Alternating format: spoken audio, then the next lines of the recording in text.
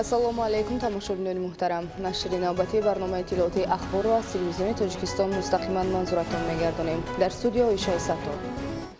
дар ҷумҳурии Тоҷикистон ба омӯзиши забонҳои русию англисӣ дар ҳама зинаҳои таҳсилот диққати зарурӣ дода мешавад. аз моҳи ноябр то охири моҳи декабри соли 2021 дар шаҳри Москваи Федератсияи Россия тариқи ҳузурӣ ва маҷозӣ байни омӯзгорони забони русии кишварҳои иттиҳоди давлатҳои мустақил озмуни байналмилалии мактаб бидуни марз баргузор гардид. боиси ифтихор аст ки дар озмуни мазкур аз ҷумҳурии Тоҷикистон омӯзгори забон ва адабиёти рус Барно Саидова ширкат намуда баъди гирифтани рохат ба даври ниҳоӣ ғолибиятро ба даст овард. гузориши Муҳаммадали Сафар ва Хуршеди Сайдаҳмад. омӯзгори забон ва адабиёти рус Барно Саидова ки собиқаи 32 солаи кори дар соҳаи маорифро дорад, зимни ширкат дар озмуни байналмилалии мактаб бидуни марз аз байни 600 нафар ба даври ниҳоӣ рохат гирифта ғолибиятро ба даст овард. озмуни мазкур миёни омӯзгорони забони русӣ дар кишварҳои иттиҳоди давлатҳои мустақил дар ду марҳила ғоибона ва рӯзона баргузор гардид. аз моҳи ноябр то моҳи декабри соли 2021 озмуни муаллимони забони русӣ гузашт. даври якумаш онлайн буд ва мо омӯзгорони мактаби хусусии империяи дониш 6 нафар дар он иштирок кардем. ба даври дуюм муаллимаи мактаби мо Саидиева Зухра Юлдашовна ва ҳамчун ғолиб ман рохат гирифтам. вақте гуфтанд ки ғолиби озмун дар номинатсияи инноватсионӣ вақти Саидова гуфтанд, бовар кунед ман ҳатто аз ҷоям хеста натавонистам. як эҳсосоти маро фаро гирифт ки фақат ифтихор аз рӯи он ки ман тоҷикам, ифтихор ки аз Тоҷикистонам. ғолиби озмуни байналмилалии мактаб бидуни марз шаҳрванди ҷумҳурии Тоҷикистон омӯзгори забон ва адабиёти рус Барно Саидова муваффақияти хешро аз дастгириҳои пайвастаи асосгузори сулҳу ваҳдати миллӣ пешвои миллат президенти ҷумҳурии Тоҷикистон муҳтарам Эмомалӣ Раҳмон нисбат ба соҳаи маориф ва имконоти мусоиди дар ин самт фароҳам оварда шуда медонад. албатта дар ин ҷо баромади асосгузори сулҳу ваҳдати миллӣ пешвои миллат президенти ҷумҳурии Тоҷикистон муҳтарам Эмомалӣ Раҳмон барои ман як роҳнамо буд. донистани забони русӣ шарт ва зарур аст ва суханои муҳтарам президент Эмомалӣ Раҳмон дар паём низ инро тасдиқ мекунад. мо омӯзгорони мактаби хусусии империяи дониш инро дарк мекунем, мефаҳмем ва кӯшиш мекунем ки хонандагони худро дар роҳияи ватандӯстӣ, хештаншиносӣ ва ҳурмат, эҳтиром нисбат ба ватани азизи худамон тарбия намоем. طبق نظامنامه اشتراکچیان از روی 5 نامیناتسیا از جمله برای مناسبت ایجادی به تعلیم زبان روسی، برای اصالت ایده لایحه پداگوژی، برای مهارت استفاده تکنولوژی‌های تعلیمی، برای مناسبت اینوواسیونی تعلیم زبان روسی و برای مناسبت علمی به تعلیم زبان روسی بین هم رقابت کردند. در دور دویم روبروی آزمون از کشورهای اتحاد دولت‌های مستقل 12 نفر غالبان مرحله اول که در شکل فاصلوی صورت گرفت شرکت ورزیدند. 8 نفر آموزگار لایحه‌های خود را به اعضای حکمان و دیگر غالبان آزمون شخصا معرفی کرده، 4 نفرشان آنلاینی حمایت کارهای آزمون را انجام دادند. غالبان آزمون مکتب بدون مرز از جمهوری تاجیکستان، فدراتسیای روسیه، جمهوری بلاروس و جمهوری ارمنستان با جایزه و تحفه‌های مالی قدرشناسی گردیدند. رقابت آموزگاران در آزمون مذکور به منبر مبادله تجربه تبدیل یافته، هیئت حکمان با نظرداشت سطح بلند کار غالبان لایحه آنها را برای تطبیق عملی متدولوژی تعلیمی زبان روسی در کشورهای اتحاد دولت‌های مستقل توصیه دادند. محمد علی صفر، خورشید سعید احمد از شهر مسکو فدراتسیای روسیه برای برنامه اخبار. идомаи ахбор. таҳлилҳои гузаронидаи созмони милали муттаҳид нишон медиҳад ки дар сароира тадриҷан хушксолӣ бештар мешавад. ин ҳолат аз кишоварзон тақозо дорад ки раванди кишту парвариши зироатро мутобиқ ба талаботи кунунӣ бароҳ монанд. яке аз омилҳои муҳим барои мубориза бар зидди ҳашароти зараррасон барфу яхобмонӣ мебошад.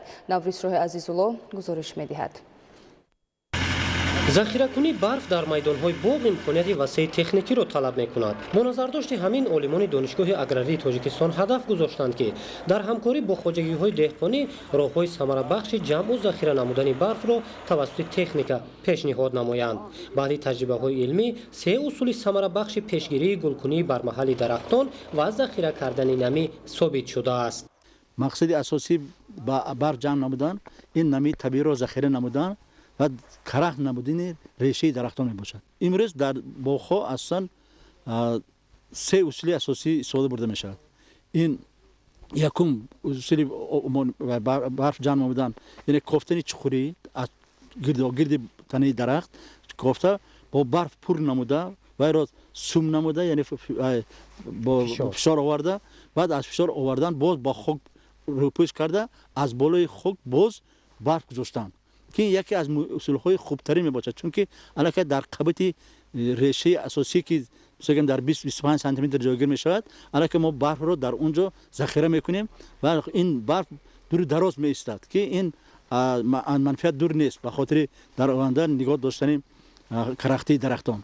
дуюм усул бе ягон кандан дар гирди атрофи дарахт бо таври давра ҷамъ намудани барф ва сум намудан, яъне фишор овардан ба воситаи по ё ки ба воситаи асбобҳои олатҳои кишоварзӣ, белу каланду дигар асбобҳо, ки имрӯз дар ин боғ гузаронида истоданд.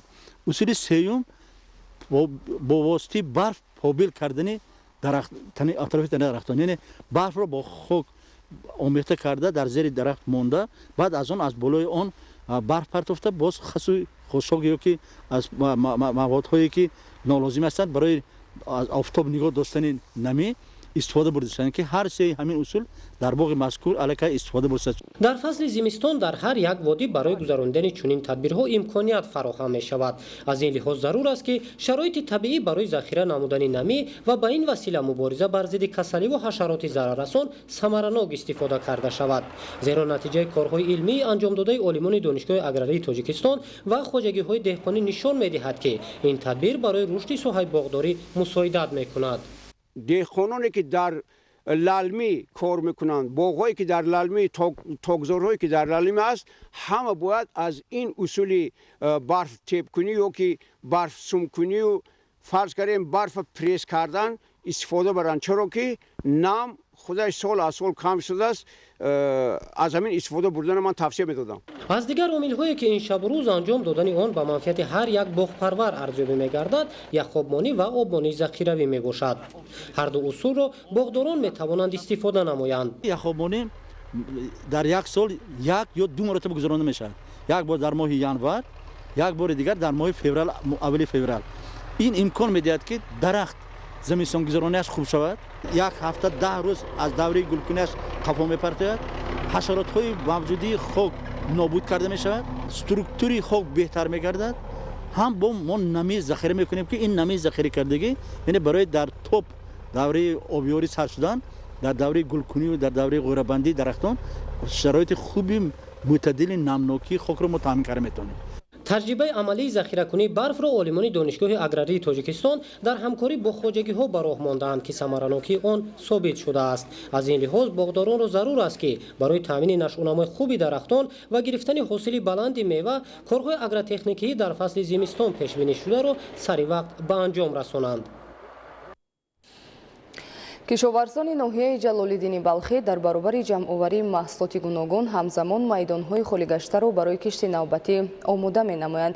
инчунин бо тавсияву маслиҳати олимон мутахассисони соҳа обмонӣ захиравиро дар боғу тогзор ва заминҳои кишт ба роҳ мондаанд. гузориши ҳамкоронамон дар ин хусус.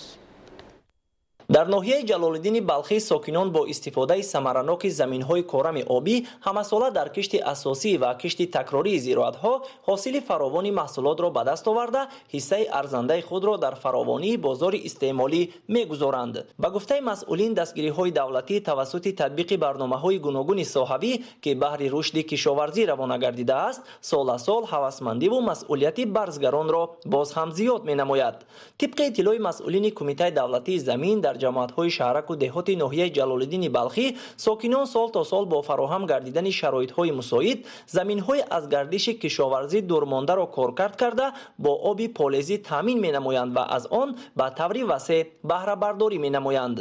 дар ноҳияи ҷалолиддини балхӣ бо фармони президенти ҷумҳурии Тоҷикистон соли 95-97 ки ба имзо расида буд оиди тақсимоти заминҳои хоҷагӣ иловагӣ ва росуни шахсӣ дар ноҳияи ҷалолиддини балхӣ 1561 гектар ҷудо шудааст ва онҳо аз тарафи шаҳрвандон самараноку оқилона истифода бурда мешаванд. мо ҳамавақт кӯшиш намуда истода бо ҳамон шаҳрвандон вохӯрӣ мекунем. باید که شهروندان در این قطعه زمین فقط محصولات خوراکی کشت کنند و این اقدام عملی شده ایستاده است و دستگیری می‌یابد. امروزها در حدود ناحیه برخی از خواجگیداران و ساکنان از زمین‌های نزد حولیگی به جمع‌آوری یک چند نامگوی محصولات کشاورزی مشغول بوده، همزمان میدان‌های کشت شونده را برای مرحله نوبتی آماده می‌نمایند. در این برابر کشاورزان در همبستگی با متخصصان اداره دولتی بهداشت زمین و آبیاری ناحیه جهت شورشویی و آبمانی ذخیروی زمین‌های کشت شونده و باغ و تاک‌زار را انجام می‌دهند. با اطلاع مسئولین در ناحیه جلال‌الدین بلخی، خواجگیداران توسط جوی و کانال‌های خودجاری با آب پالزی تامین کرده می‌شوند. موافق نقشه تازه نمودن شبکه‌های آبیاری همگی با مقدار 37 کیلومتر یا با مقدار 90,000 کوب تا امروز ما با مقدار 20 کیلومتر توزیع کردیم که این 45,000 کوب رو تشکیل میداد. موافق نقشه 57% 60% میشود.